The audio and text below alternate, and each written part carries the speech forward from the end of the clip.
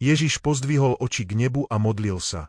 Svätý Otče, neprosím len za nich, ale aj za tých, čo skrze ich slovo uveria vo mňa, aby všetci boli jedno, ako Ty, Otče, vo mne a ja v Tebe, aby aj oni boli v nás jedno, aby svet uveril, že si ma Ty poslal.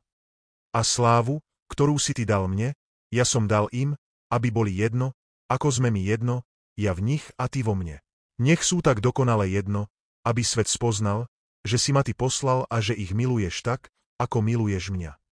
Otče, chcem, aby aj tí, ktorých si mi dal, boli so mnou tam, kde som ja, aby videli moju slávu, ktorú si mi dal, lebo si ma miloval pred stvorením sveta. Spravodlivý Otče, svet ťa nepozná, ale ja ťa poznám. I oni spoznali, že si ma Ty poslal. Ohlásil som im Tvoje meno a ešte ohlásim, aby láska, ktorou ma miluješ,